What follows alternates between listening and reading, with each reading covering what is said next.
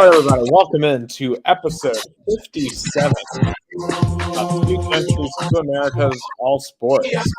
Can you believe it? We have gone through our first full calendar year from the beginning to end. This is our last podcast episode of 2022. I'm Nicholas Hill, live as always from Chattanooga, Tennessee, the United States. And joining me from Americana, Sao Paulo, Brazil is Gustavo Tomazeli. Yes. First and foremost, an early Happy New Year to you here, and as we wrap up the year of 2022.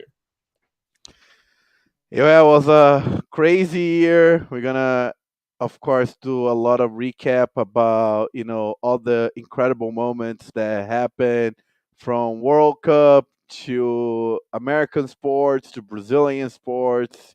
There's a lot of things to wrap up in this 2022 year. That was great. That was really, really, one of a kind. I say one of a kind sports year, and definitely, I know it's still fresh on our minds, but I guess the World Cup was, I guess, one of the, I won't say the greatest World Cup, but it was definitely a breathtaking World Cup. From of course the final was one of the craziest, most drama finals ever, but all the things surrounded the World Cup then was just the Morocco saga and all the things made one of a kind World Cup in Qatar. I mean, when you think about it, too, the time of year, too. I mean, this may be the only World Cup we ever have in November and December, and obviously, from an American perspective, this made the last 7-8 weeks of sports some of the most jam-packed, intense weeks of sports you've ever seen, right? Because we're in the middle to late stages of college football. You're in the middle of the NFL season. You have MLB wrapping up. You have NBA and NHL starting. You had NASCAR wrapping up, and now you have the World Cup being plunked down right into the middle of all that. And it was just such an insane time to be a sports fan. And I don't know if we're ever going to have another fall like that ever again, where you just every single day there was some sort of major sporting event on somewhere.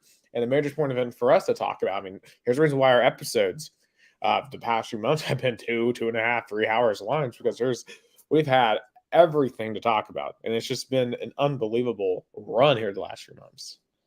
Oh yeah, definitely. And I feel like it was. I mean, because fall in America is already such a busy time and such crazy time in terms of sports moments, but adding the World Cup, and I said that multiple times. A sports fan, an American sports fan that liked soccer too, had an incredible. But I guess Let's go back. From the winter 2022. In America starts with January and February. Of course, you have the ending of the 2021-2022 NFL season that had the Los Angeles Rams, the Super Bowl champions, defeating the Cincinnati Bengals. But of course, I guess for you, it was the Tennessee Titans loss at home versus the Cincinnati Bengals that, you know, had some hard thoughts for Titans fans to start 2022. Yeah, well, it's kind of a mixed bag because then we got to go to our first ever NFL game, the second day of this year. It was January 2nd. And we got to go see them play the Miami Dolphins. Great game. They won 34-3. They won the AFC South that day. Bad weather, but hey, it was a good time. So I'm going to always cherish going to that first NFL game, even though I plan on going to more down the road. But yeah, that loss to the Bengals 2 weeks after that it's a tough one. Especially seeing where things have gone with the Titans. We're going to get into way more of that later on. Um, it seems like now in hindsight, that was the chance for the Tennessee Titans with this current era of Titans, with the way the roster's currently constructed. Because yeah, I'm pretty much resigned to the fact at this point that we are due for a rebuild, and it's gonna be a while before I think the Titans are back in that spot. And it's gonna suck knowing that the Titans outplayed them on defense, played a great game on that side of the ball, where they were able to run the ball decently well in that game. But 3 interceptions and a clutch field goal kicker on the other side, Evan McPherson, are the reason why the Titans didn't go further in January. And because here's the thing, the Titans, they could have won it all last year. They absolutely could have won it all in January and February, but you know, the Bengals made the plays, the Titans didn't. And I think 2022 is going to go down as the year that the wheels came off the bus for the Tennessee Titans. And while we're on the Titans subject, just thinking about the course of the year, I mean, we got to fast forward to draft night. I mean, draft night really is the Waterloo for the Titans organization as we know it. In terms of trading away AJ Brown, hoping that Traylon Burks is the replacement, and yet not really being able to secure your offensive line, not being able to improve your strength and conditioning to where now your roster is in an absolute shambles. So, you know, just the whole year, it just seems like it's gotten worse and worse for the Titans as it's gone along.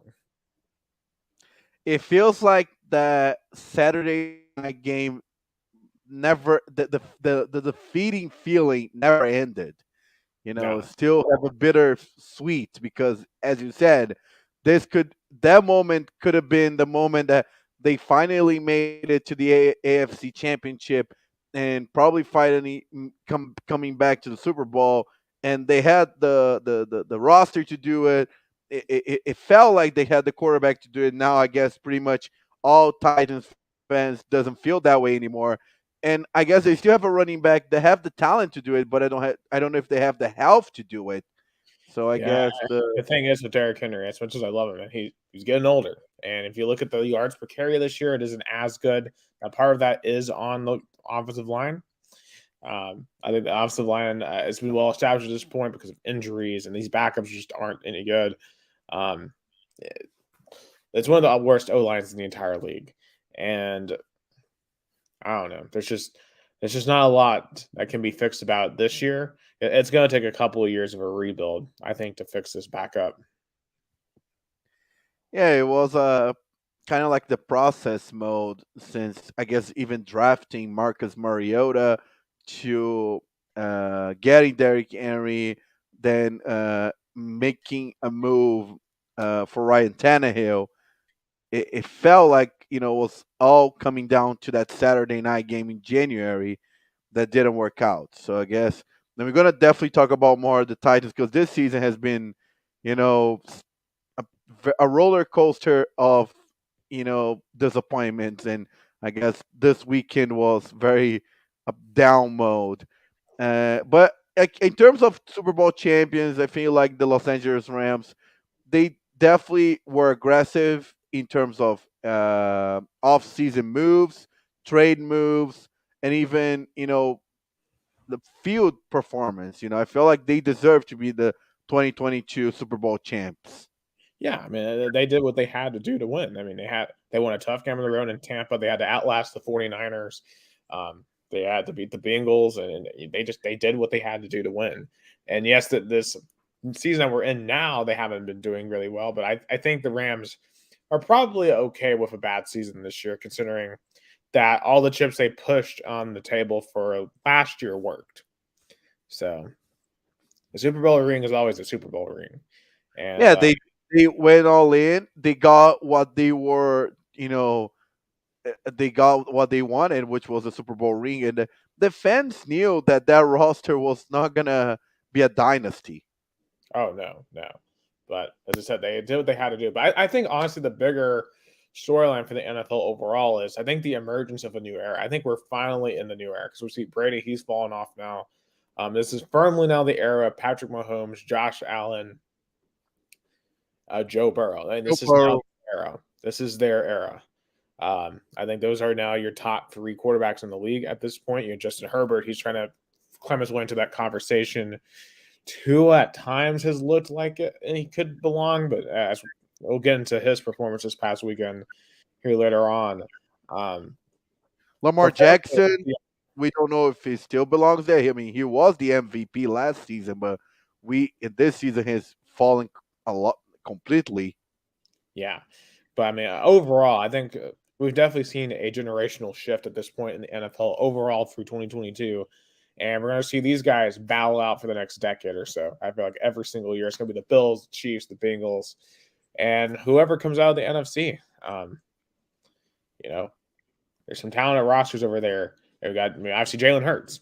You know, add him in with how he's played this year. So it, it's certainly been a very interesting year of the NFL. A lot of transitioning. So it's been very interesting. Trying to think. So we talked about the first part of the year with NFL and Brazil, January, February. Yeah, like the first, yeah, we have the state championships here in Brazil. I guess the two big storylines was Palmeiras winning the São Paulo state championship was well deserved. Palmeiras dominated the state tournament. You know, I guess the finals were the biggest challenge because they lost the first leg 3-1 on the road, but then they came back strong at home 4-0. I was there, you know, broadcasting my first ever uh, Paulistão final. Was a very it was a very incredible moment for me in terms of how can I say it was an intense moment and definitely one of a kind broadcasting a state championship final. And whereas in Rio, Flamengo lost it to Fluminense. I feel like that rivalry is like Flamengo has established a dynasty, but every dynasty has like a Achilles heel, like a team that like a kryptonite. And Fluminense looks like Flamengo's kryptonite. Every time Flamengo faces Fluminense, always like sometimes like a couple of times Flamengo can win, but it, many times Fluminense outplay them and beat them. So I guess Flamengo's kryptonite is going to be Fluminense, and they when they face head to head in a final in the Rio State Championship, they got the win. So that's pretty much the beginning of the year. Of course, we saw Palmeiras winning the uh, Copa, the Sao Paulo Cup of under 20 with Hendrick. Was the emergence of Hendrick that we remember we talked about in our podcast was the beginning of the Hendrick saga when carrying Palmeiras to win the first ever Copa Sao Paulo of the Sao Paulo under 20 cup. Uh, and definitely was also historical. We saw Palmeiras also losing in the FIFA Club World Cup. That was a disappointing moment for Palmeiras. Of course, the rivals made fun of, you know, they celebrated, but I felt like I wanted to see Palmeiras win because it has been 10 years since the South American team defeated an European team in the FIFA Club World Cup. Hopefully, Flamengo maybe can be finally defeating Real Madrid if everything plays out. But that's pretty much, I think, wraps up the first 4 months of the year for the Brazilian sports. Yeah, we still see some of those storylines. We have to see Hendrick. Now we've seen where he's been able to advance to by the end of this year, going to Real Madrid. Um, for Palmeiras, can they get back to the Club World Cup? Can they finally win the Club World Cup? It, it just feels like those storylines are going to continue to persist year after year until the barriers get broken down. Yeah, that's true. You know, for Palmeiras back to Libertadores, trying to win another one to get back to the FIFA Club World Cup, and you know, if Flamengo has the chance to win and get another title to the a South American team in the FIFA Club World Cup, in February.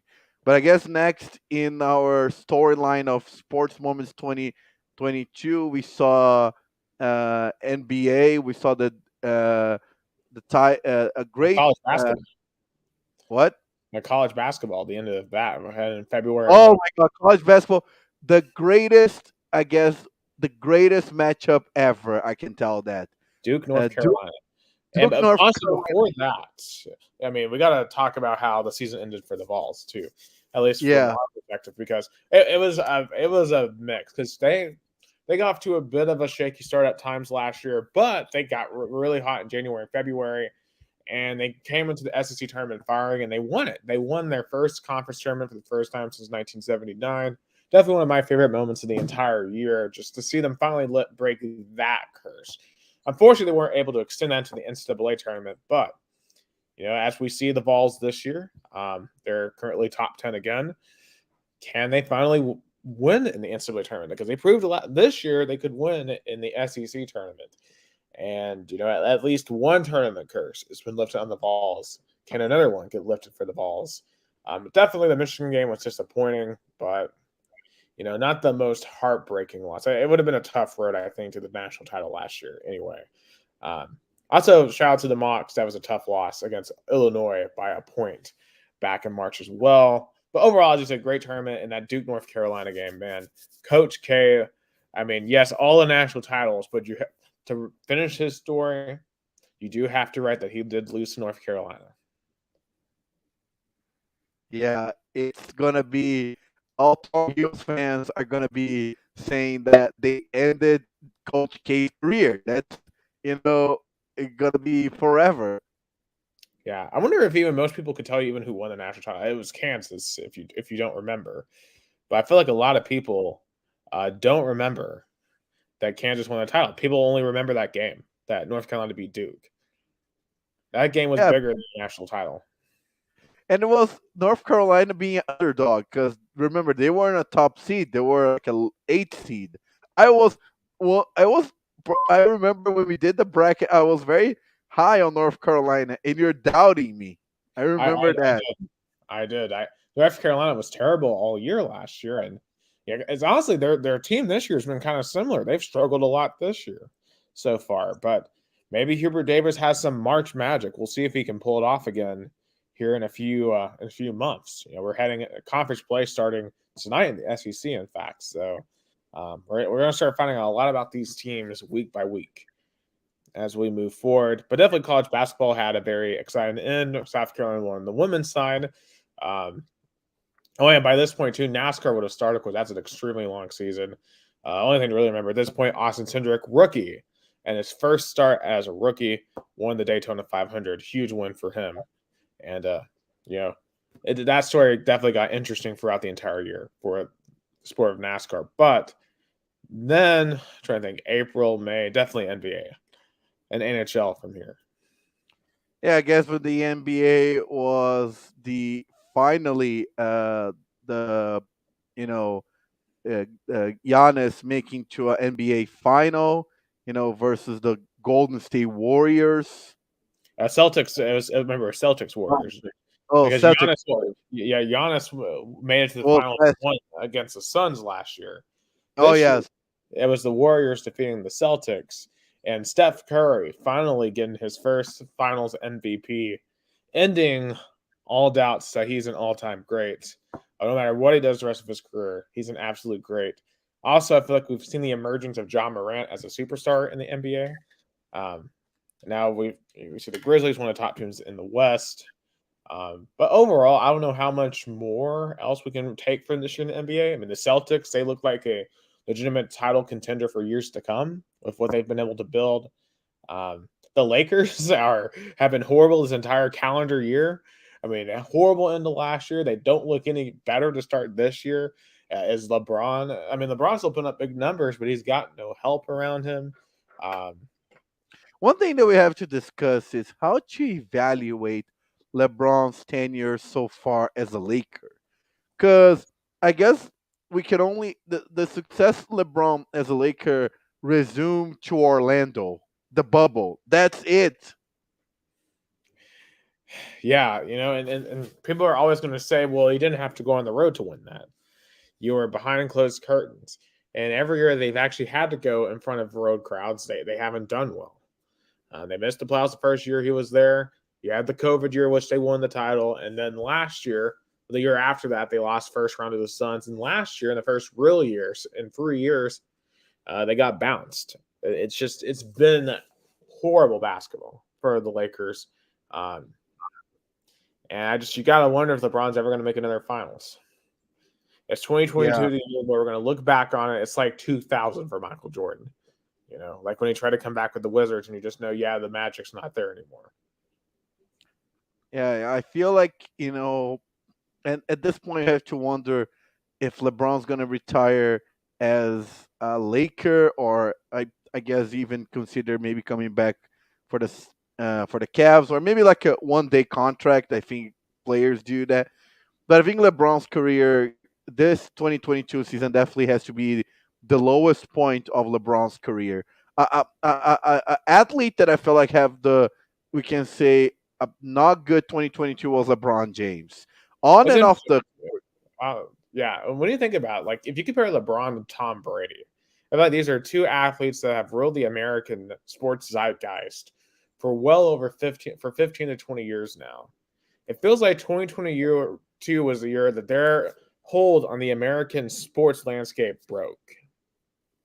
yeah, and especially we see that the COVID kind of season was their last great time. When they were focused, when they were kind of more prepare more. I don't know, but I feel like after the COVID year for both was downfall, and I feel like LeBron's downfall was even worse than Brady, because Brady last year came close to getting to the NFC Championship. They were in a big battle with the Rams. LeBron, they even came close to coming back to a NBA Finals.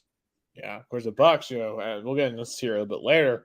They're in a precarious position themselves, um, if they were to lose this week. But anyway, I think what else.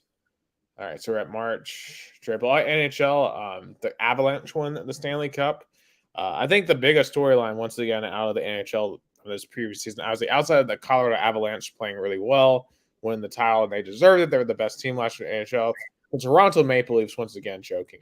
That's just the one thing that always comes back to my mind about the Stanley Cup playoffs. Why can't the Maple Leafs get it done? Like it's not the fact they just don't get it done. They can't win a playoff series despite having one of the best rosters in the league. It's like, is 2023 going to be that year for the Maple Leafs where they finally get over it? Yeah, I mean that's what the fans hope for. I mean, after Toronto Raptors got the NBA title in 2019, the Maple Leafs were like, "That's our time," and definitely weren't. So definitely a team that hopefully, and it keeps not, and not only for Toronto but Canada as a whole is getting to almost like 30 years since a Canadian team got the NHL title. Yeah, it's really crazy to think about how the country that created hockey, they can't buy a Stanley Cup. They cannot buy it. Right now, when you look at the standings in the NHL, Toronto, they're second in their division. They're the best hope. Right now, Ottawa and Montreal, they're probably not going to make the playoffs. In the West, you have Winnipeg, and you have, well, I mean, Edmonton and Calgary are on the edge. Vancouver isn't going to make it. So yeah, I mean, it's going to be up to Toronto and Winnipeg, and those two don't necessarily have the best playoff history. So it might be another year without a Stanley Cup in the Great White North. It's certainly not coming back to Nashville this year, that's for sure. Predators aren't very good, unfortunately. But you know, it is what it is. Nashville sports are just kind of on a not in a great spot at the moment. And I guess for the, We have college baseball, I think, at this point too, had in May and in June, which yeah, obviously in Knoxville was an incredible season until it wasn't. And the Tennessee baseball team was amazing the entire regular season, number one for basically all for the entire year. Won the SEC tournament just dominant fashion. They were going on the road. They were blowing out Ole Miss, Vanderbilt. They blew out Florida in the SEC title game. They were rolling through the NCAA tournament. And then Notre Dame comes in. They blow us out game one. We come back, blow them out game two. It's a good tight game, game three. Then Notre Dame slaps a home run in the seventh inning, and the bottom falls out. And I don't know if I've ever been as shell shocked after a loss. It's been after that one, because I was certain that team was going to win a national title, and they just did not. Um, even though it was one of the most talented teams of any kind of Tennessee I've ever seen. Oh yeah, I feel like it was just a fallout because and it was such a and it was at Lindsey Nelson Stadium that hurts the most. It was at home, the series were at in Knoxville, so it was even bitter to see the Vols. I wonder which moment was the most heartbreaking moment for Vols fan, losing to Notre Dame in college baseball in the NCAA, or losing to South Carolina and ending all hopes to get into a national title. Well, I'll Because say this: I think there's a difference because we were South Carolina just beat our ass from the start. Like it was a blowout the entire time. So that wasn't as much. I mean, it was heartbreaking. It was heartbreaking when Hendon got hurt. Um, but South Carolina was in control of that entire game. There was only maybe a period there in the third quarter where Tennessee had a legitimate shot to get back in and win it, and our defense just was not present. They did not make that trip. Um, Notre Dame was different because I really did not think we were going to lose until like the eighth inning of that game, until they took a big lead there in the seventh, and it was just obvious that they're they were able to nullify our offense, and by a certain point, they're late. I'm like, oh my god, we might lose this thing. We really might lose this thing, and we did. Um, so there was a big difference, and I always wonder what that team could have done in Omaha because we know what this team had this year, and you know we'll see what the baseballs do this year. I think they're going to be extremely talented again. They got a lot of pro prospects on the roster. Um, it's going to be hard to I think completely replicate what they did last year, but at the end of the day, it's all about what you do in May and June. So fond memories of the Vols last year, but man, wasn't it not just so disappointing how it ended. and as we get to like, I guess was the beginning of MLB season. I don't remember anything like vividly a moment. A very memorable moment by that time was the Corinthians defeating Boca Juniors in the round of 16 in the Libertadores. That was one of the most heroic performances I ever seen from Corinthians, with so many injured players, so many players, out, and Corinthians hold the tie, 0-0. Boca had a penalty kick that was on the post, and then we went to penalty shootouts. Corinthians qualified for the quarterfinals. That was one of the most memorable moments of 2022. I was broadcasting that game. I, of course, I'm a Corinthians fan. I try to not be a fan when I broadcast, but that game I just couldn't hold, especially when Gil scored the final penalty on that match, on the penalty shootout. That was definitely Corinthians fans.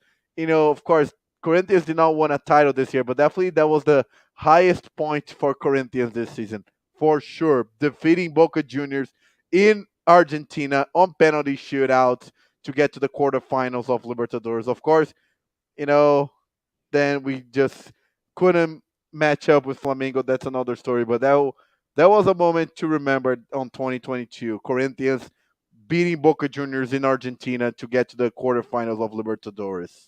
Yeah, about this point in the year, it would be halfway through NASCAR. There's some really incredible races at times, like the Charlotte 600. That was probably one of the best races I've ever seen.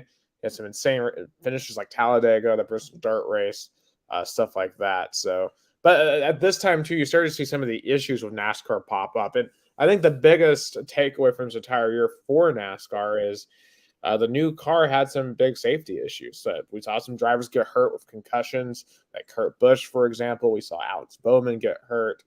I believe no, it wasn't William Byron. It was, I think Tyler Reddick might have had an issue at some point. But regardless, we had a lot of issues throughout this year.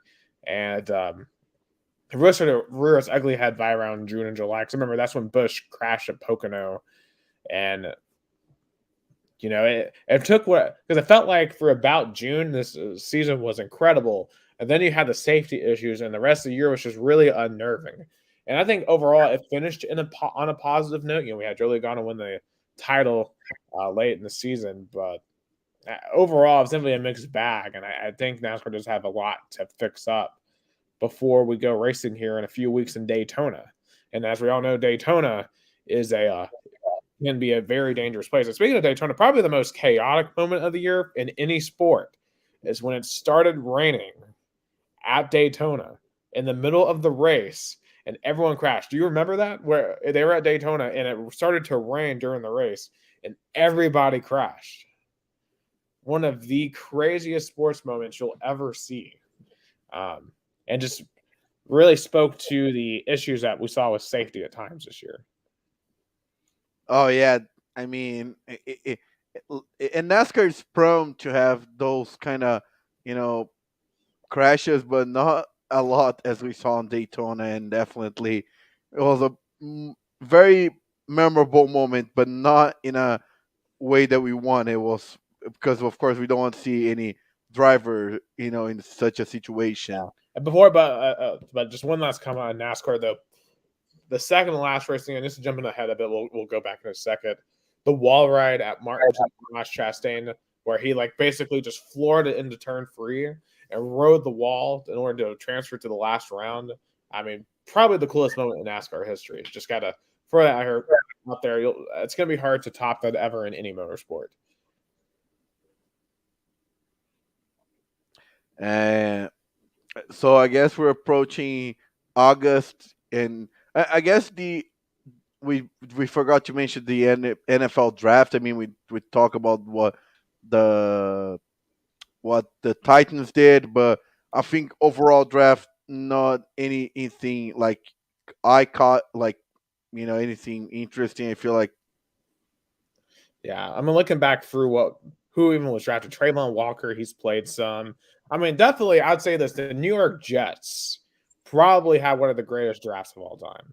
What's that was Sauce Gardner, but what they the receiver from Ohio State that they got, Garrett Wilson, just a phenomenal draft, and they're honestly with what they're building, they are truly a quarterback away at this point. Obviously, Zach Wilson, we've seen they aren't working with that isn't working, but the rest of that roster has gotten really good. So I think that's going to be an attractive place for a veteran quarterback to go to. and another moment, very I guess interesting moment in college football was the field between Jimbo Fisher and Nick Saban. That was an interesting moment in the spring. Yeah, I know, and it's just crazy looking back at it, knowing where those teams eventually ended up. I mean, Jimbo Fisher made all that noise after signing the number one recruiting class, and we saw him finish 5-7. I mean, you can't make all that noise and come for the King's head and finish 5-7 and not have an offense. Like A&M just didn't have an offense this year.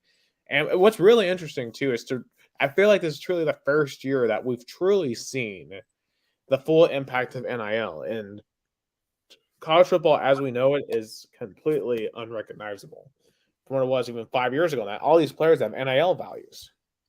You think about it, like it's insane to think where we have gone in college football.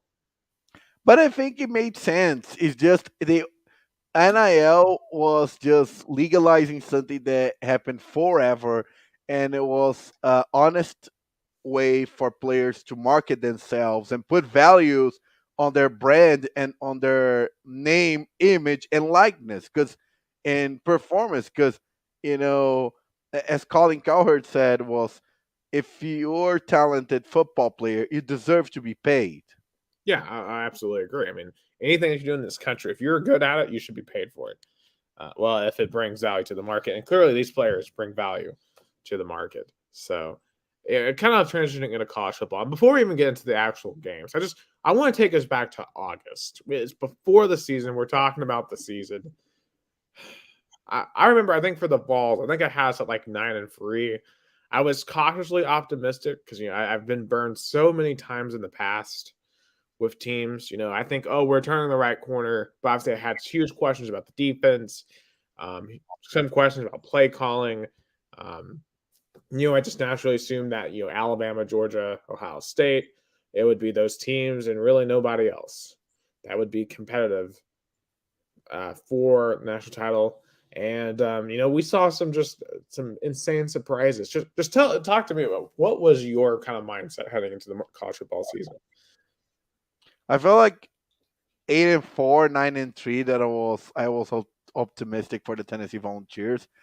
I mean, Georgia and Michigan, I thought they were gonna be again in the college football playoffs. Of course, TCU, I guess, was the biggest surprise. They probably no college football pundit or analyst put TCU on the top four in the I'll be beginning of the honest. I thought Sonny Dykes was a bad hire. I'm just going to be very honest. I thought that he was okay at SMU, but he wasn't really good at California and TCU. Just it was a weird hire to me. But here's the thing though about Sonny Dykes. How much of this is his success and how much of this is Max Duggan? And I mean, honestly, you're gonna have to ask the same about Heupel. If I'm just being truly objective, how much of the success this year goes back to Hendon Hooker versus yeah, Heupel? That's a tough question to ask because I really hope it is Heupel, and I have confidence that it is because he's bringing it. I guess we know what arm Joe Milton has. He's just got to rein in on accuracy.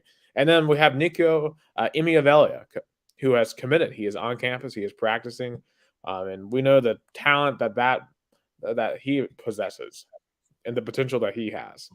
Um, like the offense shouldn't take that steep of a drop, I would imagine. Now, Hendon Hooker, I mean, yeah, he definitely went down this year. I mean, this individual season is one of the most legendary Tennessee performances ever.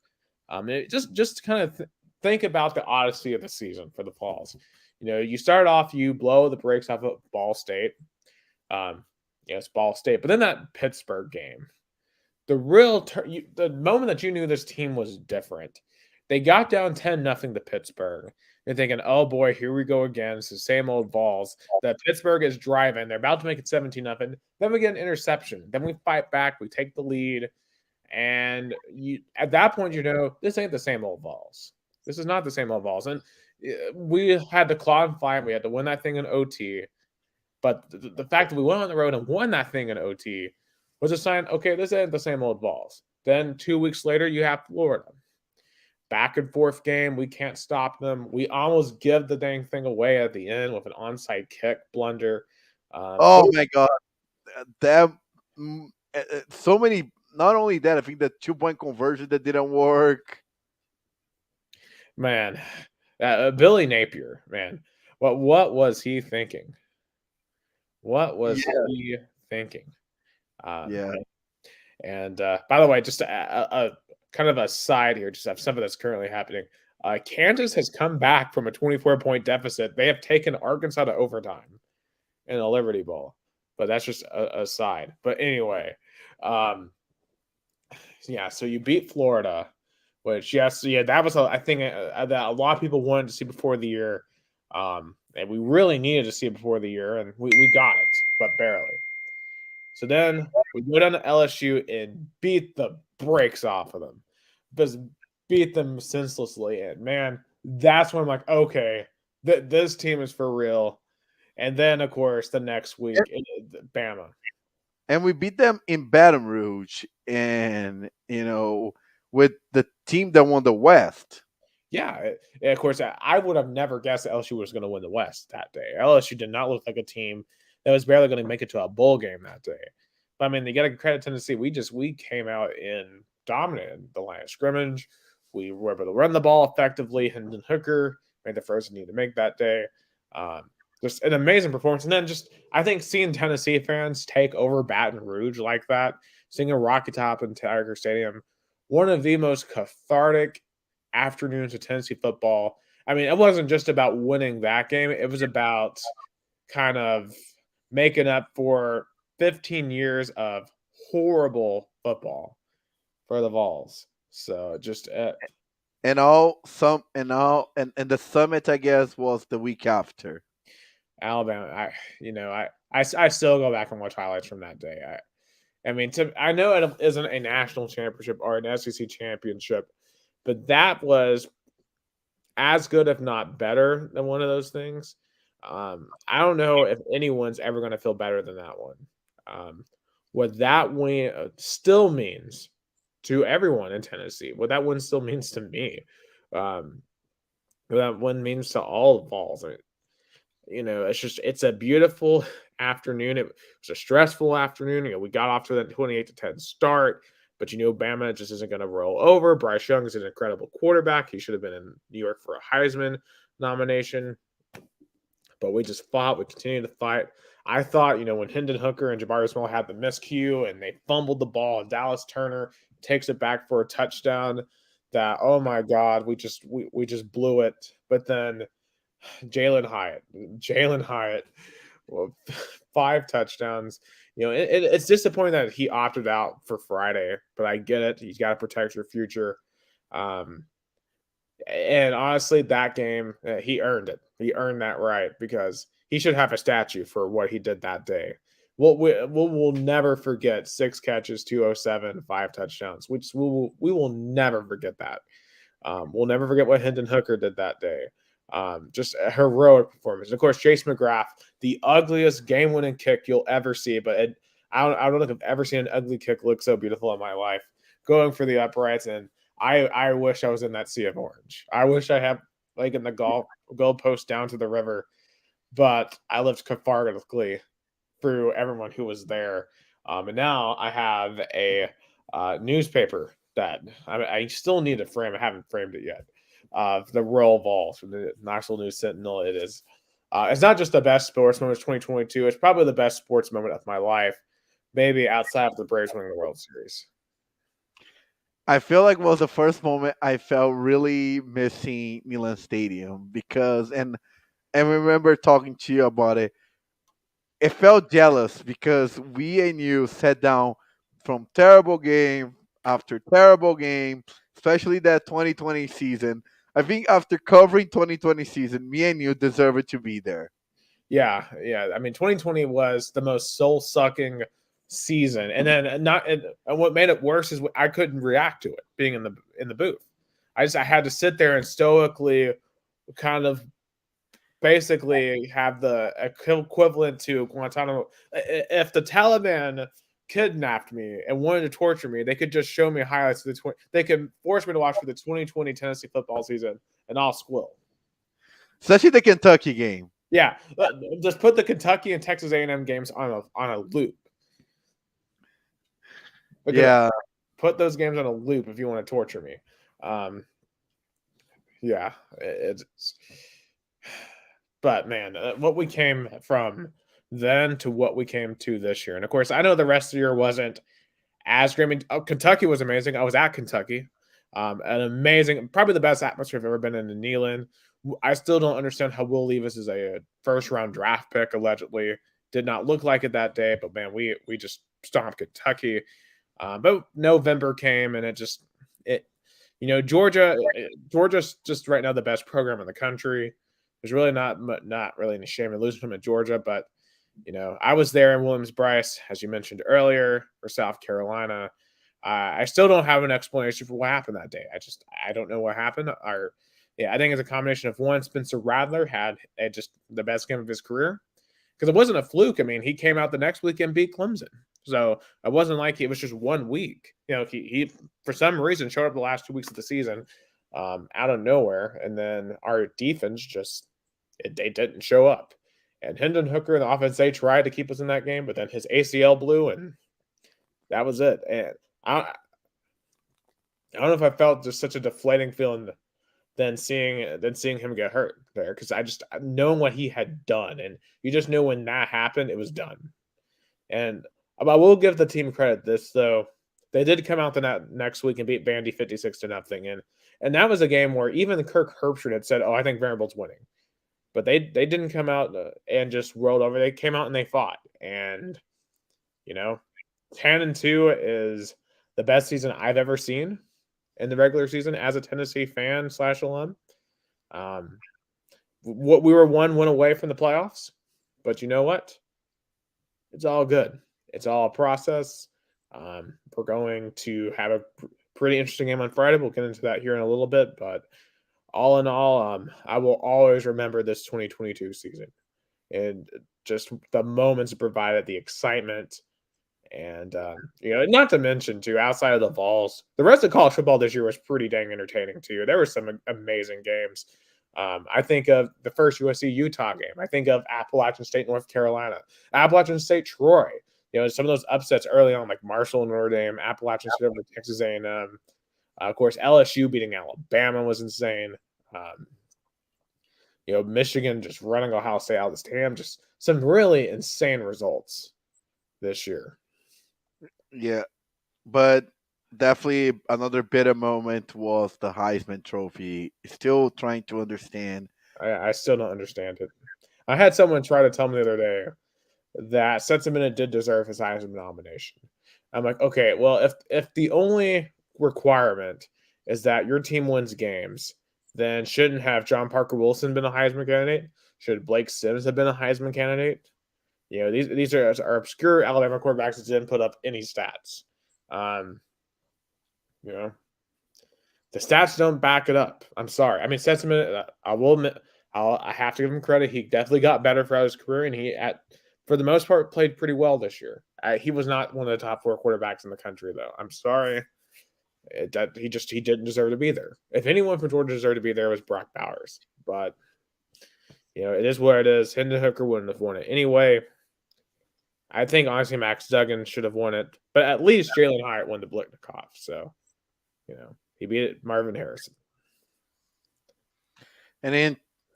Also we forgot to mention the MLB World Series. The Houston Astros finally won, I guess, in a clean way.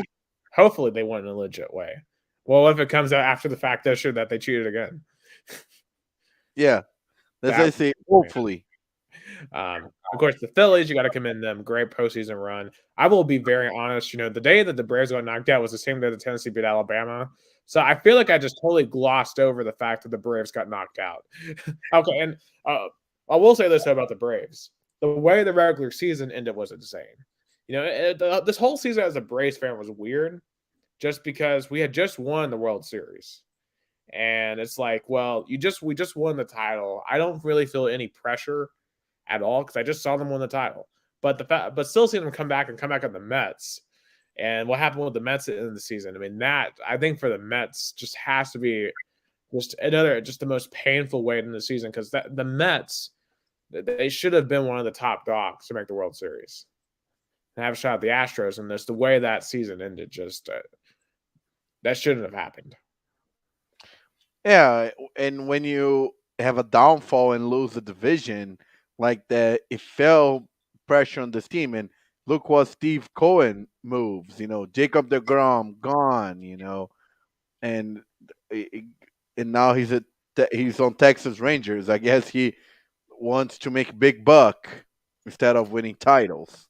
Yeah, and I don't blame him. He got a secure financial future, but I guess his ring, he doesn't care much with the rings. So anyway, that's that's the way the news goes for the Mets. Of course, Astros beat the Phillies. Padres, I think you have to commend them too. They've made the NLCS without Fernando Tatis. And Fernando Tatis, I think, is going to be one of the most interesting athletes of 2023. Let's see how he comes back from his whole PED scandal. Oh yeah, I think the Padres are a young team. I think they're still going to be a title contender next season. And the Dodgers too. I'm very interested to see what they do, because they still really haven't won a title outside of COVID. You could almost lump them in with Tom Brady and LeBron James. When are they going to win a real title? With all the talent that they have.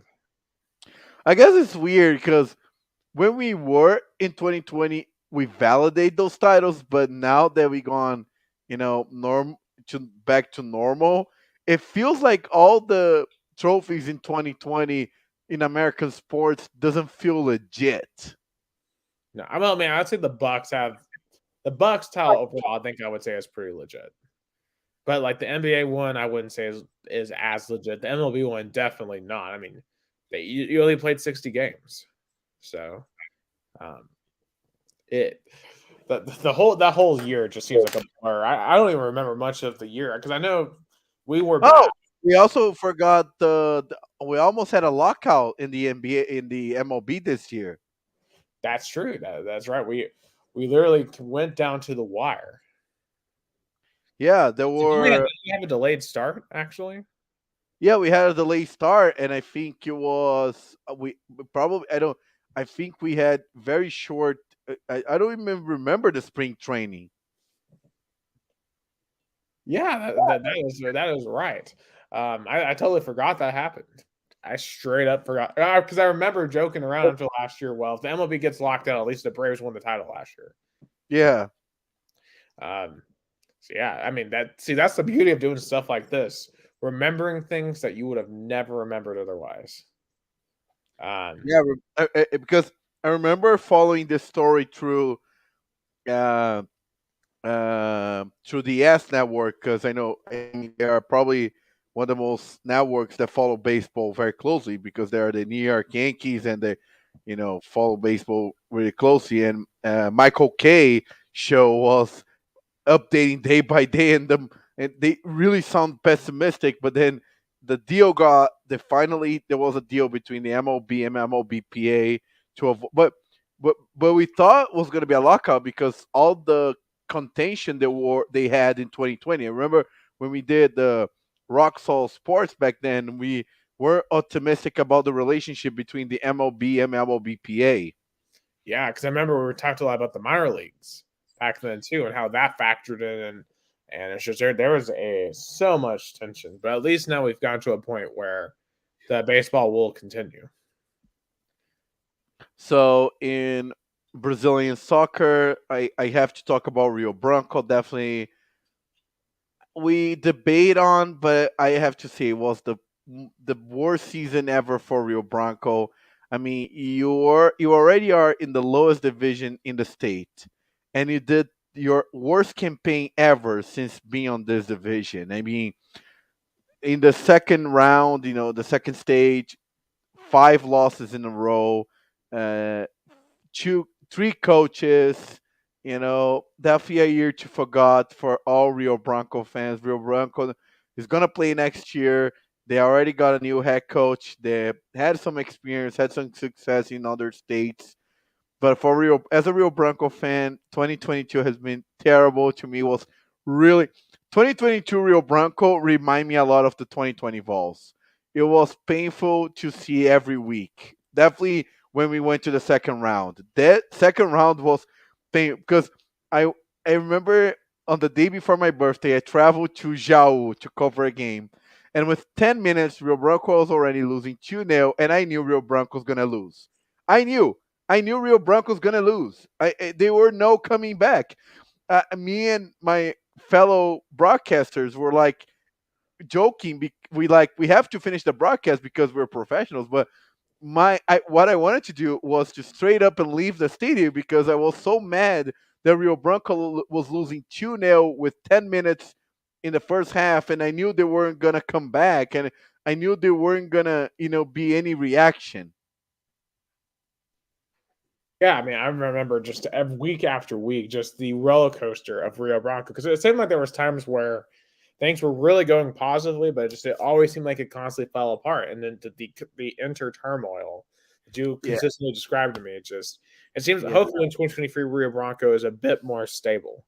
Yeah, that's what. Yeah, because we had, I guess, the happiest moment for me in the season were in the second to last week of the first stage, first round, when we won on the road versus Amparo, and that win pretty much secure our qualification to the second round because we had to just win a team that was eliminated already. I was hopeful, but then the next game, we beat the team that was eliminated by 1-0.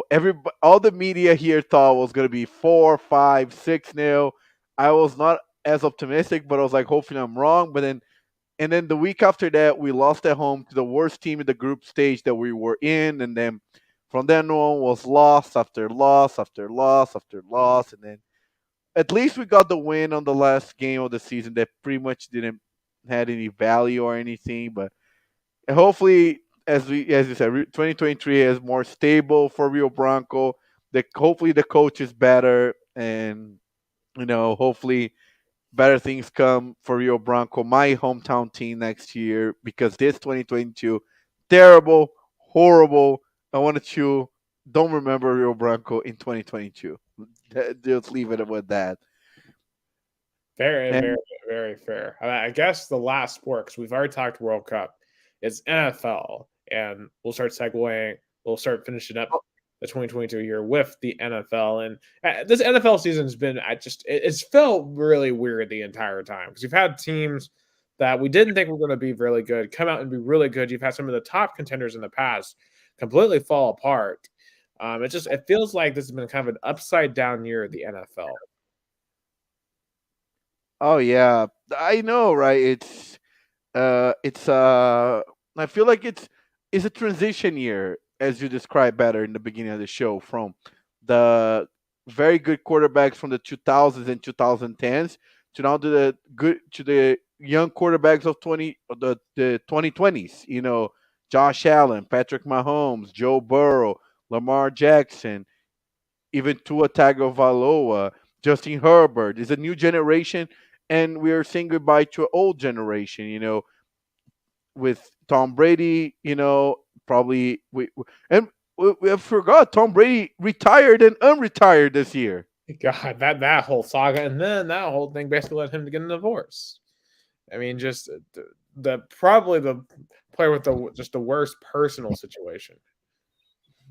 Yeah, But I have to say that the in terms of personal career, definitely Tom Brady had the most roller coaster year. Kicked out at home on the AFC NFC playoffs, then retiring, then unretiring, then divorcing, and now having being below 500. I still leading the division. They will still be in the playoffs, but it's definitely giving question marks to Tom Brady if he's gonna stay in football or even stay in Tampa Bay. yeah, this has to be it for Tom Brady. It absolutely has to be. Um, there's been some pleasant surprises. I mean, I think like a Geno Smith, for example, overall has played way better than anyone thought he was going to. Um, yeah, I think the way you've seen a team like the Giants, Daniel Jones, I think he's saved his career this year with the way he's played. Um, but then again, on the other side, you've seen guys like Zach Wilson. His chance at maybe being a big time starter have gone away. Who has been a roller coaster. Trey Lance, towards ACL. We'll see what he's able when he's able to come back. But for the way Brock Purdy's playing, is he going to be the guy moving forward in San Francisco? Just a lot of question marks as we end this year, head into the playoffs, and as we enter into this off season. Oh, and before we talk about all the news this week, just wrapping up Brazilian sports 2022. Of course, we saw Flamengo dominating in Brazilian Cup and Libertadores, getting both titles. Palmeiras winning in a very convincingly way with 4 weeks, with five with like very even like I think 3 or 4 weeks before the end of the season, the Brazilian Championship, dominating the Brazilian Championship, and I think that's it. I thought. I mean, one thing that hopefully doesn't happen this year is Pelé passing away. Pelé, probably the best soccer player ever. Brazil's Michael Jordan. He's been in the hospital, and we all hope for his recovery. He's dealing with cancer, battling cancer. Things doesn't look good for the king of soccer. Yeah. And I mean, we've lost some big names this year. I mean, I think about just recently in our sphere, we think about Mike Leach, recently passing away. This year we've lost Vince Scully, Bill Russell, Franco Harris. He just passed in last week. Paul Silas, Ray Guy, John McVeigh, Vince Dooley. Just some huge names in the history of sports overall. And it's just really tragic to see all these people pass on from this year, and they've all had huge contributions to the world of sports. Oh yeah, I mean that's true. I'm trying to remember any uh death that was in terms of the sports world in Brazil. I'm trying to remember. I guess there was like a. I'm trying to but yeah, but I think Mike Leach definitely the most shocking death in terms of sports world because he looked like he still had a lot of time. Yeah, He wasn't kind of this prime of his career. yeah. I mean, just I mean, it's still kind of shocking to really think about. I mean, Mississippi State's going to be playing here in a few days, and it's going to be weird just to not have the Pirate there on the sidelines. Speaking real quick of a bowl game, so Arkansas, Kansas. I told you the Arkansas was up 31-7 in this game. Kansas came all the way back to forced overtime.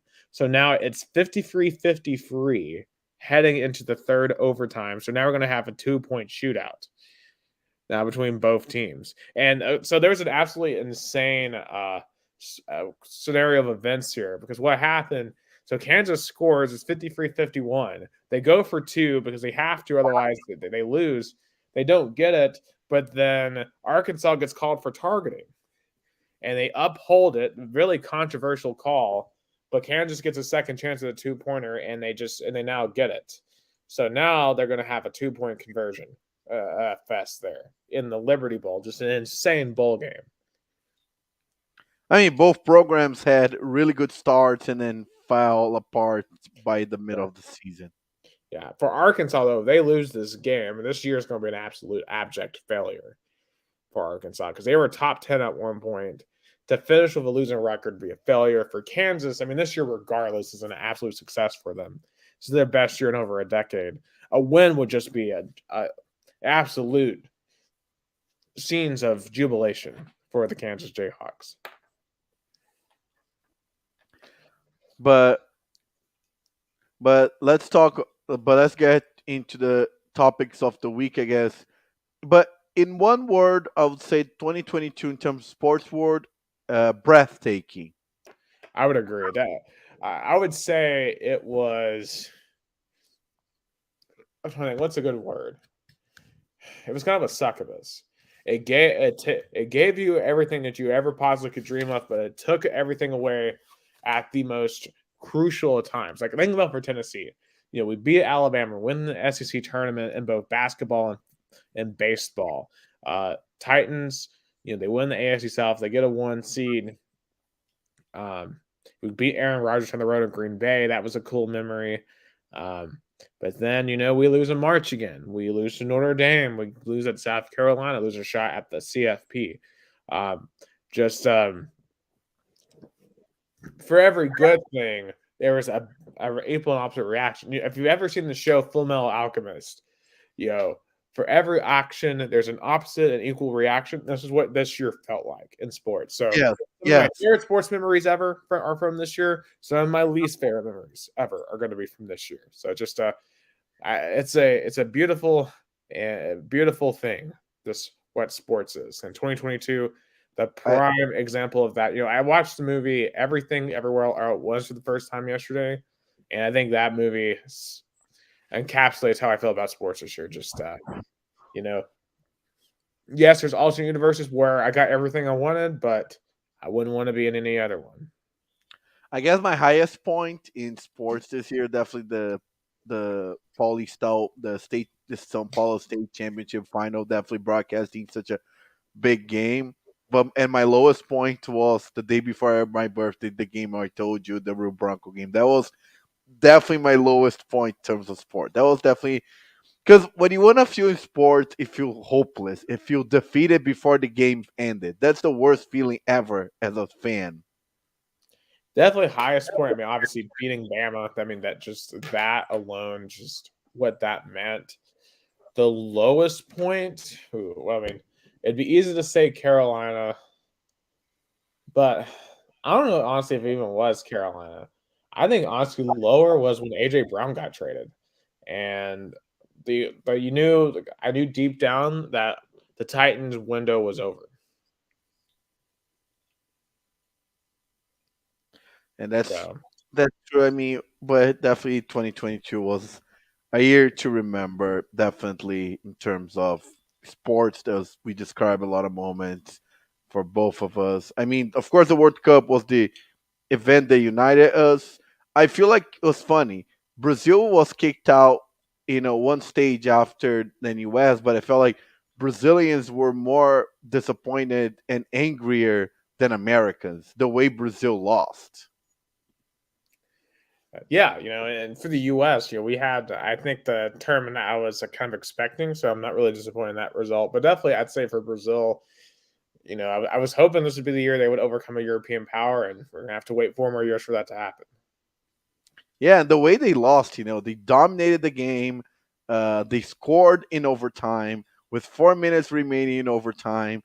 I don't know what got into the players' mind that six players went to the offense and left the defense open for Petkovic to score the tying goal, and then on penalty shootouts, Rodrigo and Marquinhos missed the penalties, and Brazil again eliminated for the fifth straight time to European powerhouse.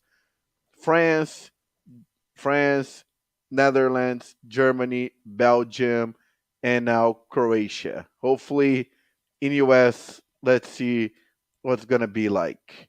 But anyway, let's go back to the NFL Week 17, and first of all, the picks for last week. And let me find it here. I mean, I have to check it again. But let's go. And I mean, on Thursday Night Football, we're going to have the Titans. Let's start with the Titans because the Titans lost to the Texans. I feel like, me and you would both pick the Titans because that felt like a sure win, but it didn't go as expected. No, no. What can you say? Malik Willis, he's not ready for prime time. It's just unfortunate. I was really hoping, maybe him being inserted to the lineup would accelerate this offense. Maybe it would give us a new dimension. Just what I mean, you can't have another dimension if your quarterback won't throw beyond 5 yards downfield. Just isn't going to happen. It's not all his fault though. He has no time to throw. Our offensive line just is non-existent. We have some of the worst offensive line backups in the league. Um, therefore, because of that, you can't run the ball. Um, and we have no offense. And the defense, they tried, they played, I thought, a decent game. They have no offensive support, and there's a reason why I've picked against the Titans in the majority of their games this year. When you look at their roster, for most of their games, they have the worst roster. And to a credit to coaching for the first half of this year, they were able to overcome that. And I think they've kind of reached the point in the year where they can't overcome it anymore. They just can't. You can't outrun your problems. You can outrun your problems for a little bit, but you can't outrun them forever. And the Titans are learning that the hard way. And it's just it's extremely disappointing because we didn't have to be in this spot. John Robinson, all you had to do was give AJ Brown what he wanted, and we would have a legitimate offensive weapon on the outside. But nope, we had to be cheap and let him walk because you thought you could replace him in Traylon Burks. And Traylon Burks, here's a thing. I think he has some real talent in him, but he isn't AJ Brown. Um, it was a stupid move, and I think that, and then you compound that with the whole Todd Downing situation, where since he got arrested for a DUI, we haven't won since then. You have to wonder how much does that play into it, because the success hasn't been there since that happened. Um, the whole team's falling apart. Derrick Henry isn't going to play tomorrow, most likely. Ryan Tannehill's out likely for the rest of the season. And now you got the Dallas Cowboys coming in. And Dallas Cowboys just beat Philadelphia. Yes, it was without Jalen Hurts, but Gardner Minshew played a really good game. They had to do everything they had to do to win that game. I mean, they tried to give it away at the end. Dak Prescott had some horrific time management at the end, running out of bounds and then taking a sack on the 2-minute warning. That gave the Eagles a legitimate chance to win that game. But it was a great win for the Cowboys. I think they are coming in this game with all the momentum. Um, At this point, I fully expect the Titans to lose out. I do not see them winning next week in Jacksonville to win the division. I just don't. But definitely here I'm taking Dallas because Dallas still thinks they have a shot at least at winning the NFC East, although I don't think that's going to happen. I'm gonna take the Dallas Cowboys. Sorry, Titans fans. I've been on the Titans bandwagon. You're my witness. Yes, just you've picked. This is the first time you've picked against them in a very long time. Um, but I don't, I don't know. I don't know what else to say at this point. I feel like I've said everything I could possibly can about the Titans. Just it's an absolutely, it's just pathetic, really. Like, there's no excuse for them to be this bad. There really And is no excuse. I mean, I guess the Cowboys are in town, but still, though, $143 for tickets. Prime time. The weather is nice now. It's now in the 50s.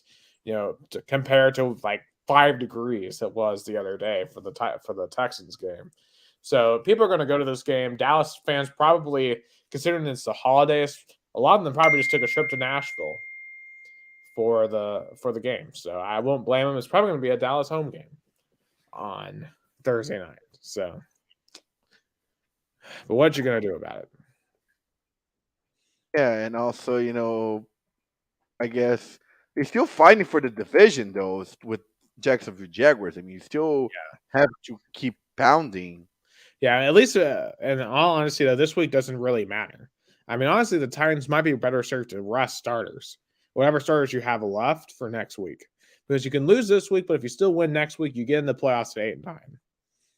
So next week is all that matters at this point for the Titans. But I think at this point, Jacksonville's playing so much better. They're on a high, they're the opposite. I mean, they're on a winning streak. Yeah. And then just Jacksonville, I mean, what they've done in the second half of this year has been really incredible. And Trevor Lawrence is finally reaching his full potential. I mean, the Jaguars are on a 3-game winning streak, and Titans are on a 5-game losing streak. Yeah. I mean, the statistical probability of this was very, very low. But it's the situation we have found ourselves in. At this point, the Titans have no one else to blame but themselves. And before we talk about the games, the other picks, I want to mention another last week game, which was we talk about the Cowboys. I mean, they had a convincingly performance versus the Eagles. Of course, a lot of clock management issues. I feel like a lot of, offensive action issues, but I feel the Cowboys doesn't. I hope I'm wrong, but I feel like they're gonna be bounced in the first round of the playoffs. Maybe.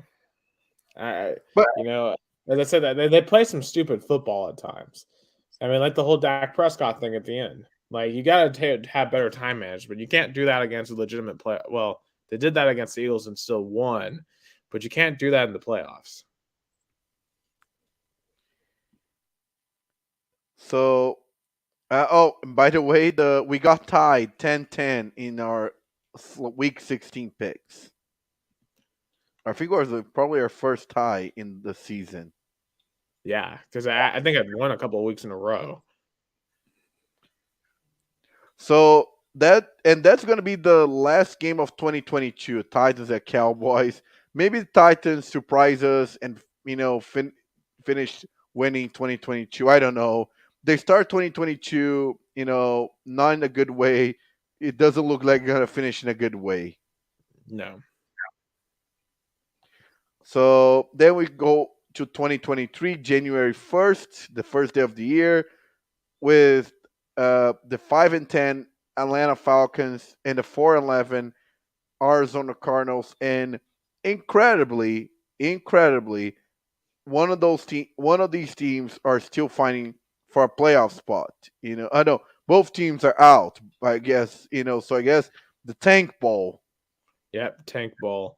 I'm gonna go with Atlanta here. I do think they have probably more pieces still fighting. Desmond Ritter, his first home game, I think he'll play okay enough to beat the Cardinals here with Colt McCoy. But yeah, not a lot of people are going to be at this game, as evidenced by you can get a ticket for $29 to go to this game. Yeah, I mean that's true. I take the Falcons too. They're playing at home. You know, I think I will take them to win this game in Atlanta. So next one, it's a division matchup between the 7-8 Detroit Lions and the 3-12 Chicago Bears. The Lions, they lost, last week, but they're on a high. They start the season one and I feel 1-7 and 1-6, and then they came back. Now they're still fighting for a playoff spot. Yeah, that was. I'll say this: so that loss last week was deflating. Like if Detroit had won that game, they'd be in the playoff picture right now. Losing that game was brutal for Detroit. That loss could keep them out of the playoffs. I do think at this point, I do think they're going to turn it around this week. I think they'll get a win over the Bears, but they're going to need some help. They're going to need some help to get back in to the playoffs, and they blew a golden opportunity to do so. I still take the Lions. I mean, they're gonna fight until the end. Oh, absolutely. And definitely a much improved team. Next one is AFC West matchup, and what a contrast between the 12-3 Kansas City Chiefs and the 4-11 Denver Broncos. I mean, Nathaniel Hackett, he had to go. He had Oh, to go. he had to go. I mean, no one's season has been more perfect encapsulated than I don't know if you saw his eclipse of the Nickelodeon broadcast. Oh, it's not the Nickelodeon, the Patrick Starr saying, "That's not what Russ wanted to cook." Oh my gosh. I mean, if I'm a Broncos fan, I would not watch any more NFL the rest of this year. Like after seeing that clip, like that is the most humiliating thing I think I've ever seen a football team go through on national television on Christmas Day, losing to a backup quarterback 51-14. And I mean, if somebody bet the under in the Broncos season, it because all even the betting, the gambling, the gambling houses, they were high on Denver. Everybody was high on Denver. Denver. I think I had them as one of my AFC title contenders. Like I had them in the AFC Championship game against Buffalo. I thought they were going to be a really good team on paper. They should be, but the offensive line has been horrible all year. And now Russell Wilson, I think he's injured or something because he's off. I mean, when you get beat up so much, you got so many L's, you start to not play the best performance you could do. No. I mean, the Denver Broncos right now, I mean, they are the team. They're the second team with most losses in the AFC, only in front of the Houston Texans. Yeah. And the fact that we're comparing the Broncos to the Texans is just insane.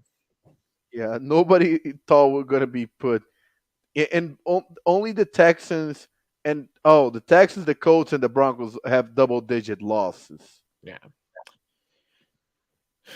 Pretty interesting combo of teams there, that's for sure. But I guess in the matchup, I have to take the Chiefs. No brainer. Easy. Patrick Mahomes has never lost to Denver, and that won't change this week. Yeah. I feel like I mean, how would you bet the over under? It's minus 12.5. I would bet Chiefs to cover. Yeah, I'll bet Chiefs to cover too. I definitely will bet the Chiefs to cover. Next one is the AFC East matchup between the 7-8 New England Patriots versus the 8-7 Miami Dolphins. I feel like the Dolphins lost a golden opportunity to get ahead in the playoff contender, in the wild card, even still fighting for the division, losing to Green Bay at home, and now it opened up a spot for the New England Patriots to still be a NFL wild card hopeful. Yeah, I think Miami, they're in real danger here, like, because they needed to win that game. They had no excuse to lose that game, and you do have to kinda keep in mind that Tua was concussed, and he's gonna be out this week more than likely. He should have been on the field in that game, but man, um, I I hate to say you hope he was concussed, but because if he was still, because if he wasn't, and he was out there making some of those throws, man, the last three possessions, they're all picks. Just horrible, horrible quarterback play from Tua Tagovailoa. And I mean, clearly on Christmas Day on Twitter, you had Tua turn the ball over. What Ova was trending. I mean, Tua just that I mean, that's what people are going to think of when they think of Tua Tagovailoa. Until they see something different, they're going to think of him as that guy who turns over the ball a lot and costs his team a chance to win. Miami has elite offensive weapons and elite offensive mind as their head coach. Right now, they're being held back by their quarterback. And I think they're going to have to change. It's ironic. Mike McDaniel was the coach of the 49ers and our offensive coordinator of the 49ers. He goes to Miami to be their head coach. And now he kind of finds himself in literally the same situation. Elite talent, not a great quarterback situation. and dealing with injuries. Yep, and dealing with injuries. I really am curious. Is Tua going to be done in Miami? I'm like, how much longer is that leash for Tua Tagovailoa? But in this matchup, I take the Patriots. I agree. I'm going to take the Patriots as well. I think it'll be a close game still, but I think Patriots will get it done as long as they don't, or as long as they're not stupid like they were in Las Vegas. That's true. The hope, yeah, with no, last play of the game, whatever that was decision. Now another, in you know, another matchup. The 8-6-1 New York Giants playing at home, hosting the 4-10-1 Indianapolis Colts. The Giants are still fighting for a wild card spot. The Colts are pretty much done. I feel like the Colts also had a very disappointing. I mean, the way they lost to Minnesota, I feel like Colts fans just want to end the season then. Oh yeah, yeah. This is as our friend Jason said, "Blessed be the tank," as he always that's become his catchphrase. Blessed be the tank, and blessed be the tank. Indeed, the Giants are going to roll here. Yeah, I agree. I guess the Giants are gonna roll in And if the that, Giants win, they clinch a playoff spot. and Which, I guess and I what sorry, and if the Giants win, they clinch a playoff spot. By the way, and so it just Daniel Jones is a playoff quarterback. yeah. But I mean, talk about the guy who saved his career this year, Daniel Jones. And you do have to ask: should Brian Dable be Coach of the Year for what he's done with the Giants? That's a good point. Yeah.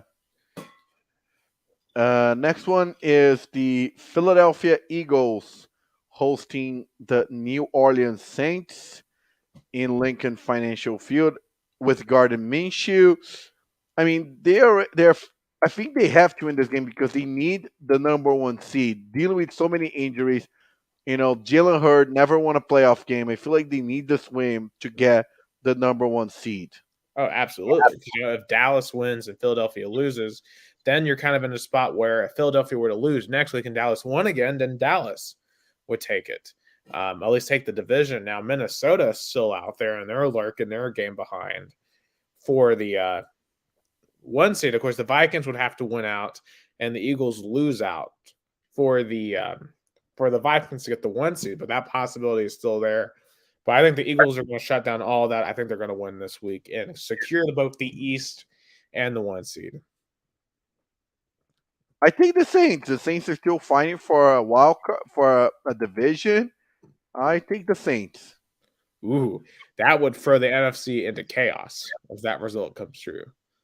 in the top and in the bottom. Oh, for sure, because the Saints would still be right in it. Um, and I'm just trying to see what's up next. And speaking of the NFC South, I'm pretty sure that game is up next. Yeah, the Carolina Panthers facing the Tampa Bay Buccaneers. I feel like you know this is. I think this game's gonna define Tom Brady's legacy, not legacy, but like what the Tom Brady time in Tampa. Because if they lose, I think that's gonna be done for Brady. Oh yeah, because here's the thing: if Carolina wins this game and then the Saints lose next week, Carolina is your champions of the NFC South. I mean, just it's insane to think they have that opportunity ahead of them this week. Um, in terms of what I think will happen, I just have a hard time believing it. Even as bad as the Buccaneers have looked this year, even with the fact that they were taken into overtime last week by a hurt Cardinals team. I think they're gonna find a way to win at home against Carolina. I find it hard to believe that Tom Brady is gonna get eliminated in this fashion at this point in his career. I just I'm trying to understand because if Carolina wins and Tampa loses, both be 7-9. Yeah, well, I think that would open. I'm pretty sure that in your scenario specifically, if the Saints won, yeah, there's a good website. It's called NFLPlayoffScenarios.com. I'm pulling this back up real quick. They'll be So, 7-9, 7-9, 7-9. yes, I believe the Saints, if Tampa Bay won, then this, or if Carolina won, let me see, New Orleans. Okay, so New Orleans would have to win out, and Tampa Bay loses out. Um, Tampa Bay, if Tampa Bay loses this week, then Tampa Bay would need to beat Atlanta next week, and they would need the Saints to beat Carolina. But if Tampa Bay wins this week, they win a division. The Saints would need the Buccaneers to lose both games, and the Saints will need to win both games. So, uh, so you take the Bucks, right? I take the Bucks. I think they win the division. I take the Panthers, and let's have some NFC South chaos. Oh man, hey, that's what I'm hoping for, but I can't pick against Tom Brady at least the spot. That would Uh, be hilarious. oh yeah, for sure. Next one is the Cleveland Browns facing the Washington Commanders. I mean, I thought the Browns are gonna be fighting for a wild card. I mean, the loss last week definitely sealed their deal. I mean, I don't know.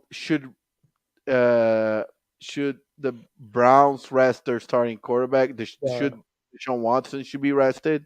Nah, you got to get him going with that team, and these are two opportunities. These are effectively you treat them like preseason games. You let him go out there, let him get some more confidence, and it's kind of like when Jordan came back from his baseball excursion or gambling suspension, whatever you want to think happened in 1990. Four Three of nights. yeah, whatever you want to think happened to Michael Jordan. When he came back, he was rusty. Bulls didn't make it that far in the playoffs, but that comeback at the end of the year for Michael Jordan was very important for that three-peat that they went on the second time around. So for Deshaun Watson, these games at the end of the year, yes, you're not fighting for a playoff spot, but they're important to get him back to some sort of rhythm and to jumpstart him as we head into the 2023 offseason. And then next year, we'll find out for sure what Deshaun Watson has left in the tank as a quarterback, and we'll just have to wait and see if any more legal issues ram their ugly head. But and So then it takes also too on the other side too, what do you think about Tyler Heineke being benched for Carson Wentz? I don't know if I agree with this. I know Heineke had a bad game last week, but he's been your better quarterback all year. And Carson Wentz, I don't see that working out for you. it's another try, and it's funny. I remember playing the soundbite of Ron Rivera, literally saying the quarterback was holding Washington back compared to the other teams in the division, and he's gonna give it another chance to the same quarterback. Yeah, and a spot too where the red or not the I was about to say the Redskins, the Commanders, they have to win out. to make the playoffs. If they lose, then they're in a position where they're going to have to hope for the Seahawks, the Lions, and the Packers to all lose. And you're going to go to Carson Wentz. I think that's a bad decision. Give me the Browns to up in the Ooh, Commanders season. I for me, I think Commanders win. I think they are, the gonna be, still fighting for the wild card spot. Next one is the 2-12-1 Texas Houston Texans facing the 7-8 Jacksonville Jaguars. The Texans still haven't won a game at home, have lost six in Taiwan, and the Jaguars, as we said, three on a 3-game winning streak. I mean, the Jaguars pretty much have to win this game in order to, keep fighting for a playoff spot. Well, if they win this game, then there's a slight possibility they could even open themselves up for a wild card. But I mean, in any case, Jacksonville, Tennessee next week is going to be for the division. The Texans are playing a lot better. I think this will actually be a competitive game, but I do think the Jaguars will win this game. Yeah, I think so too. I think the Jaguars are going to be winning this game. Next one is the 6-9 Las Vegas Raiders versus the 11-4 San Francisco 49ers. And Derek Carr benched, probably walking away from the Ravens organization. I mean, I feel like I think his time is up there. I think he should be asked for a trade. I mean, he's still a talented quarterback, but just feels that his time in Vegas, I mean, is done. Yeah, and some of the hubbub today is around Derek Carr going to Tennessee. Could he be a replacement for Ryan Tannehill next year? It's a good name. I feel like it's a possibility. But how much trade value Tennessee could give to the Raiders? That's the question. You also could see, obviously the Commanders. We talked about their quarterback situation. The Jets, considering how the whole city of New York is basically ready to run Zach Wilson out of town. Derek Carr. If you put Derek Carr in these Jets, are they a bona fide playoff team? That's the question to be asked. Oh, definitely. I feel like the market for Derek Carr is hot. It really, it's a big market. Yeah, definitely those going to be a lot of teams fighting for his services. My only thing is, all these teams that we've listed, they don't have a talent anywhere close to Devontae Adams. So if he struggle with Devontae Adams, then how would he do in Tennessee? We don't have anyone close to a Devontae Adams on our roster right now. The Jets. I mean, they have Garrett Wilson. He's young. He's really talented, but he's not Devontae Adams yet. The Commanders they've got some good receivers. I mean, Terry McLaurin, obviously is phenomenal. I think the Commanders would be the best spot out of those teams. In this matchup, I take San Francisco. I do take San Francisco too. Also, I did notice that the tickets here, $323 are for the lowest. I mean, probably all San Francisco fans. Oh, it's gonna be a lot of Raiders fans because there are probably still a lot of fans left in Oakland. Right across the bay. Yeah, I mean, one of my former roommates is exactly that. So I guess a lot of fans that kept their loyalty in Oakland, California, have a chance to. I guess this game is in Las Vegas per se, but still though, beating your former in-state rival. Yeah, that would be I mean, this is definitely a really interesting game, and the Raiders are still technically alive for the playoffs, but I mean, it's going to take a lot.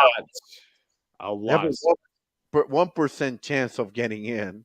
Yeah, it's not happening. The Niners are going to win. So next one is the 7-8 Seattle Seahawks versus 7-8 New York Jets. Even though as I'm a Jets fan, I feel like Seattle's gonna win it And how interesting it is that the Seahawks, when they made a trade, with Denver, getting, losing Russell Wilson, everybody thought, oh, they're going to a real rebuilding mode. They're going to go on tank, and they might go to the playoffs. And Russell Wilson, no, not. Yeah, I mean, Pete Carroll definitely won this debate. It's the exact opposite of the Bill Belichick Tom Brady situation. Um, in this case, when you look at the Jets, they're probably going to have Mike White back. So that's going to be a boost for the Jets. The Seahawks, they've had a better season than Denver, but I feel like they've fallen off a cliff. And the main thing with the Jets is the quarterback. Like everything else, I think for the Jets has been fine. Their defense is still playing really well. The defense did not lose their game last week to Jacksonville. It was the quarterback. It was it was Zach Wilson being horrible. And with Mike White, I think it's going to provide that team a boost. I'm actually going to disagree with you guys. I'm going to pick the Jets, Jets. I hope you're right. Like Yeah, normally, hopefully you're right. I hope my New York Jets get the win, but I'm not that optimistic after all the turmoil that happened with Mike White being injured and Zach Wilson just not the quarter. He is going to might be like a backup quarterback or even a third string kind of, you know, I don't know if he's going to remain viable in the NFL for that long. I wanted him to be good, but he just wasn't. yeah. And modern day Ryan Leaf. That's a good point. Now is an NFC North battle between the 7-8 Green Bay Packers and the 12-3 Minnesota Vikings. Incredibly, the Packers are still alive. I thought at this point in the season they would have been eliminated. Yeah, and I think they've proved us wrong because we were constantly calling for Aaron Rodgers to be benched, and they didn't, and now they got a shot to win it. And they're going up against the Vikings, a team that just skates by every single week, barely, and then it just seems like they're about to lose at any turn. I think this week they're going to lose. I think the Packers are going to win, combined with a Browns loss, with the Browns being the Commanders, puts the Packers in a win and go to the playoffs next week situation. I take the Vikings though. I think that's the end of the season for the Packers. Yeah, I mean maybe. I mean they got a lot of options. I mean they still would have chances next week, but a lot would have to happen next week for them to win. Next up, we can I guess say it's a home and home game because the 9-6 Los Angeles Chargers play. I won't say I won't even say hosting because it's the other LA team. It's the Los Angeles Rams. The Chargers made the playoffs, something they haven't done since 2018. They're in, and I think the Rams. I think the Rams are on the high right now.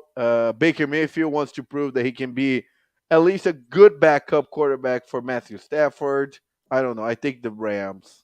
Yeah, and it feels like this is a game where the Chargers are going to be a little immature and they're going to let their playoff success kind of get to them.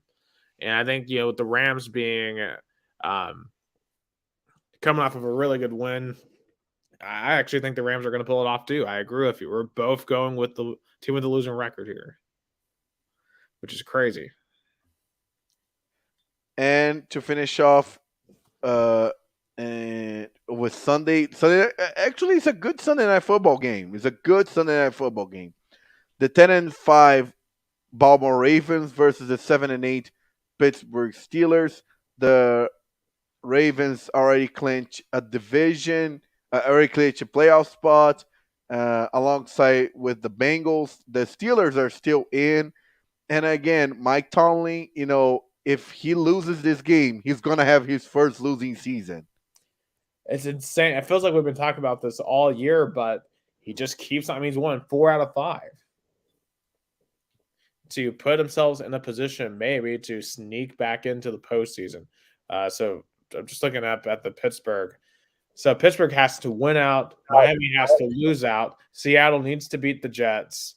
Buffalo needs to beat the Patriots next week. So that's a lot for what Pittsburgh needs to have happen. So they might be eliminated by the time they play football on Sunday night. Um, I think, regardless, though, the Ravens, they feel like they're falling apart to me a little bit. They don't feel right. This feels like a game that the Pittsburgh is gonna win.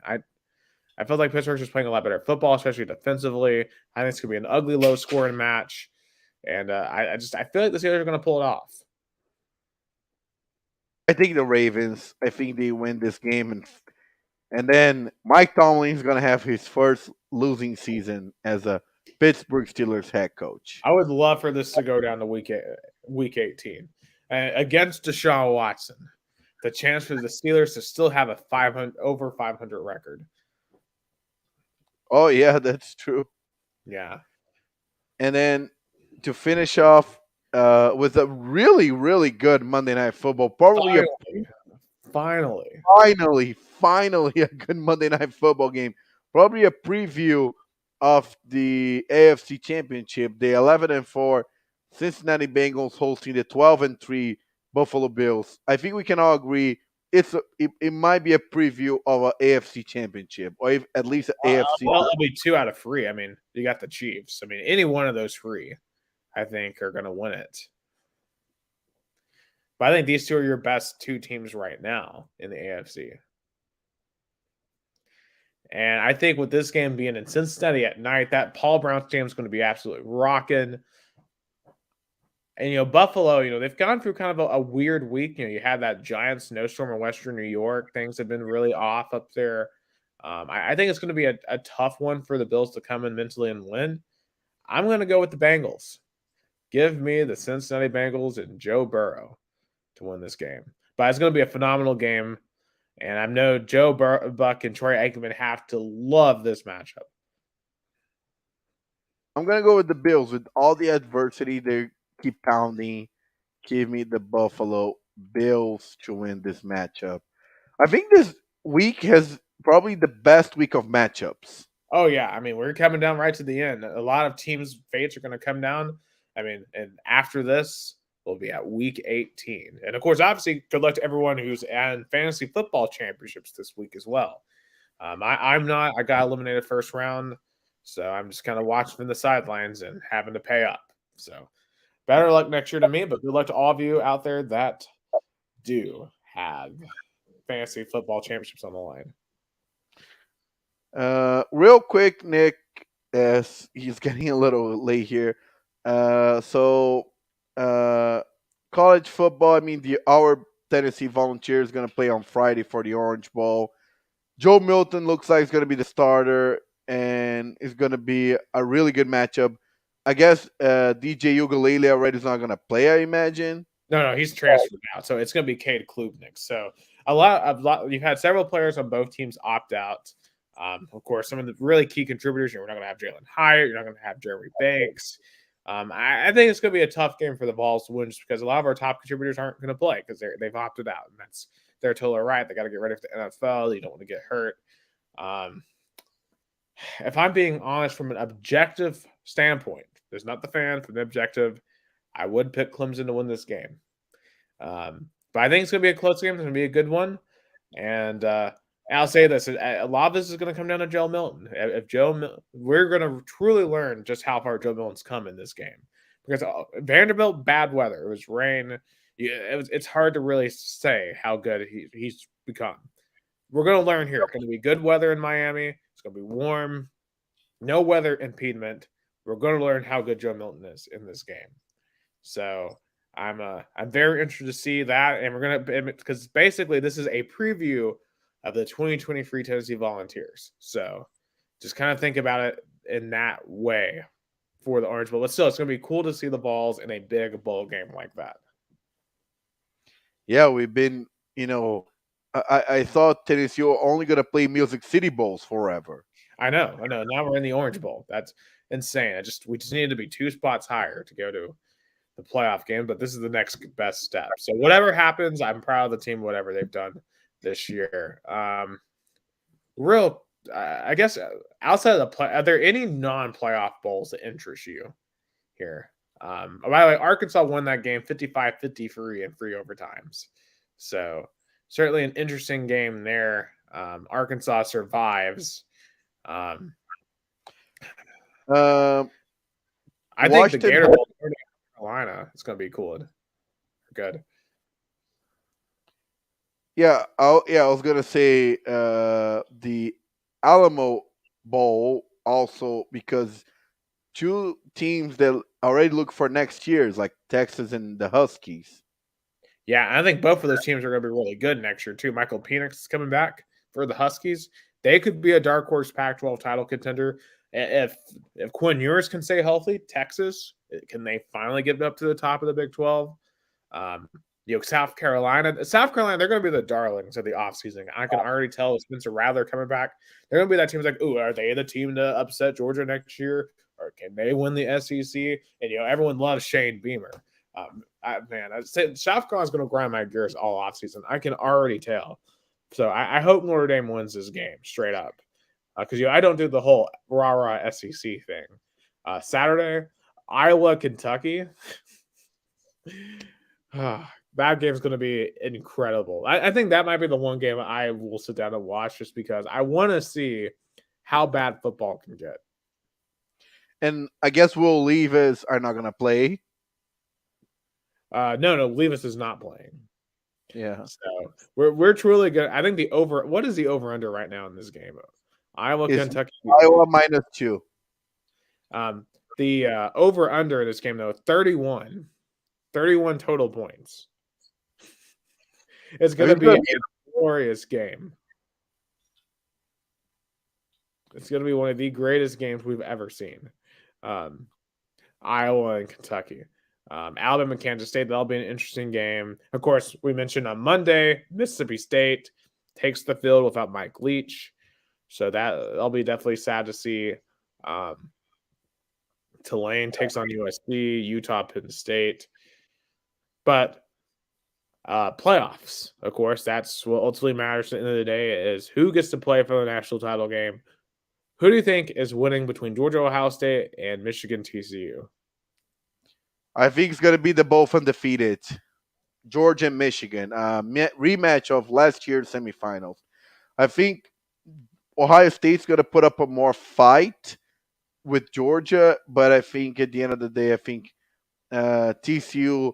I think as we saw against Kansas State, they are pretty much, I guess, in terms of physicality, Michigan is way more ready than TCU. I'm not saying TCU won't put up a fight, but in terms of healthiness and physical status, I think Michigan is ready. Yeah, I think I agree. It's gonna be Michigan and Georgia. I think Michigan. I think Georgia, Ohio State won't be particularly close. I think Georgia's going to dominate lines of scrimmage. CJ Stroud's going to have an awful day. Georgia Stevens is going to make his life a nightmare. Michigan TCU, I think it's going to be competitive. I think TCU is going to give a great fight. Just as you said, I think Michigan's going to wear them down. And I think Michigan at this point, I think they're more ready to take on Georgia this year. I'm very interested to see how much they've closed that gap because we saw last year in the Orange Bowl, Michigan wasn't ready for Georgia, but I think this year they're going to be more ready for Georgia. So I like Michigan, Georgia for a national title game. The only thing I feel like is I still feel the committee could have put Ohio State at 3 and TCU at 4 and having Ohio State Michigan game in the semifinals. I still feel the committee could have done that. But then again, we just saw that game when it was a blowout. So I don't know how exciting that rematch would be. At least make both teams earn the rematch, I would say. That's a fair point. I came very close to picking TCU. I would not be surprised if TCU beat Michigan. I will say that. So, but if Ohio State and Michigan both win their games, then it's going to be the biggest rivalry game of all time. Oh yeah, and maybe like Duke UNC, but for the national title game. Definitely. And I guess there's also the Citrus Bowl and the Rose Bowl. Yeah, I mean, they'll be interesting games. It's just I'll say this overall, I really haven't gone much into bowl season this year. Part of it is just because I've been uber busy. I've been working a lot, but the other thing is it just with I know with playoff expansion coming, these bowls are going to mean less and less, and with all the opt outs, it feels like bowl season is just exhibition games. It feels like the college football season ends at Thanksgiving to me. Like, I am super in the college football from Labor Day to Thanksgiving, and after that, it's just whatever, unless your team's in the playoffs or a conference title game. Yeah, that's true. I mean, it's like it's like oh, I feel like bowl games are opportunity for traveling across the country and watch your team. Yeah, pretty much. Like, I would love to be in Miami this week, just to be in Miami. I mean, Yeah, I would totally go to the game, but I wouldn't lie, hanging out at the beach would be just as appealing, you know? Um, so it is what it is, bowl season is what I mean, they bring tourists, but hopefully here in the next couple of years, we'll have more playoff teams, more playoff games, and really have a true postseason that actually matters. So, but I think yeah, we kind of lost Nick for a second, but I feel like in terms of college football, we got Nicholas Hill back. yeah, I don't know what happened there, but yeah, but as I was saying, I just hope we get a playoff system that actually matters soon. I know we got 12 teams coming. I want more than that, to be honest with you. So, Next one is college basketball because conference schedule started with a big win for the Vols. yep. Vols were down at halftime, actually, in this one. They were down 34-20 at the half. Ole Miss controlled most of the first half, but you have credit to the Vols going down to Oxford. They were able to withstand the second half. Santiago Vescovi, 22 points, 8 of 14 shooting today. Really carried the team on his back to get that W for the Vols. They are now 11-2. They come back next Wednesday against Mississippi State. But I think the story of the night so far, though, what is going on with the Kentucky Wildcats losing again to Missouri? They lost 89-75. They now have basically when you look at their last couple of big games, they beat Florida A&M the other day, but they lost to UCLA last weekend 63-53, and now they lost to Missouri 89-75. Um, the Kentucky fans that the noise is growing against Coach Cal. Because Growing. really disappointment after disappointment. Yeah, and it's starting to look like that this year is going to not end much differently. Um, I mean, the whole thing is just, I mean, you bring in the top players year in, year out, and it doesn't, and the whole thing is just bad. I mean, like Matt Jones from Kentucky Sports Radio, this is what he tweeted today. We have been outplayed, out hustled, and outcoached by a mid level SEC team and a first year coach. That is simply a fact. And I'm not sure how anyone could even dispute it. So,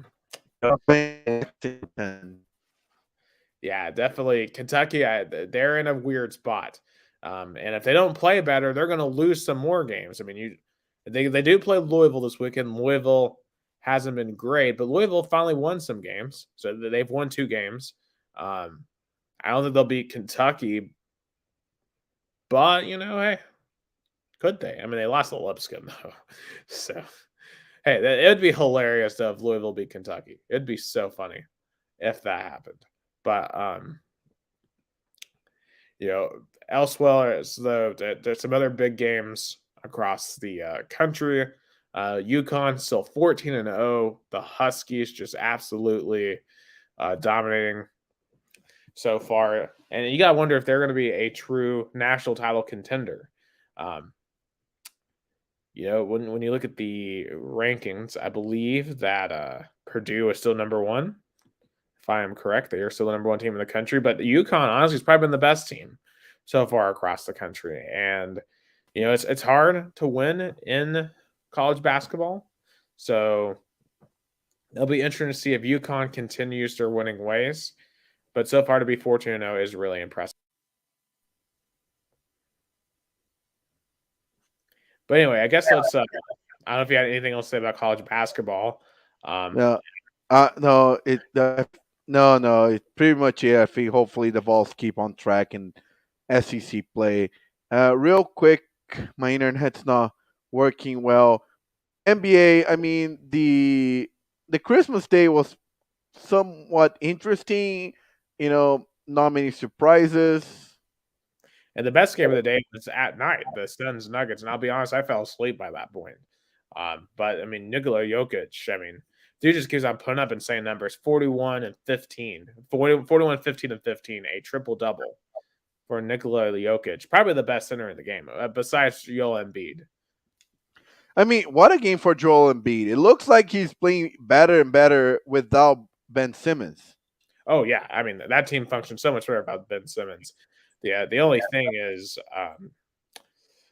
when playoff time comes around, can they finally get over the hump? Doc Rivers, I don't believe it in them. And with James Harden, I don't believe him. I know James Harden's playing well so far this year. I need to see it in April. I need to see it in May because that's where legacies are made. And so far, the legacy hasn't been good. So, I mean, there's only so much you can take from the Christmas Day games. But obviously, I think the Grizzlies to me were really disappointing. I was hoping they would play a lot better. I mean, losing to an injury riddled Warriors team is not the best look after all of the statements they made in the offseason. Yeah, that's true. I mean, and the Lakers, LeBron played okay, but it's the Lakers as we described. That third 2020, quarter was atrocious. They got outscored in the third quarter, 51-21. yeah, it just sums up you know what the Lakers has been, and you know, and the Lakers are still, I guess, playoff play in contention. I don't think they're gonna get it. I mean, it's still in the middle of the season. I mean, the Grizzlies look promising. The Pelicans, looks like Zion finally making a difference. In the East, the first three, of course, not a surprise. Celtics, Bucks, and Net. The Cleveland Cavaliers though look strong. I don't know if they're gonna keep that way. I think so far one of the nicest surprises of the year has been the Pacers. Um, Tyrese Halliburton with the way he's been able to emerge nicely this year, averaging over 20 points a game. That's a team that could make the playoffs. And how about the Nets? 10 straight wins. Yeah, if all the off the court drama hasn't really affected them, so you got to give credit to that organization for continuing to fight through it. And Kyrie Irving, he's out there scoring 28 points in his last game, so averaging 26 points a game right now. I mean, despite all the controversy, he's playing well. So, well, we'll see what happens when we get to playoff time, though, and that's. But we're starting to see the contenders, starting to see the pretenders. I think the Warriors are going to be fine once they get Curry back. They'll make the playoffs. Lakers though are in absolute meltdown mode, and you have to wonder at some point: does LeBron get traded? Does LeBron demand a trade to a title contender before the trade deadline, or does he just want to stay in LA at this point?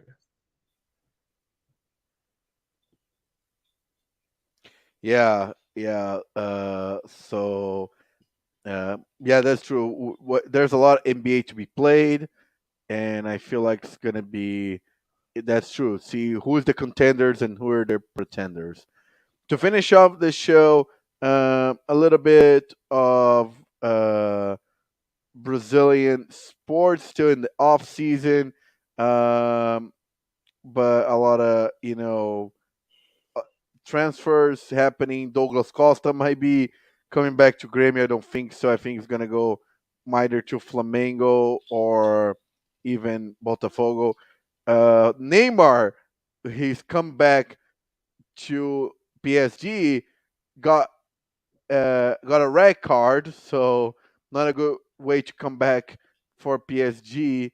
And I guess pretty much. Oh, Luis Suarez, former Barcelona striker, might be signing with Grêmio. That would be the biggest signing of this Brazilian off season.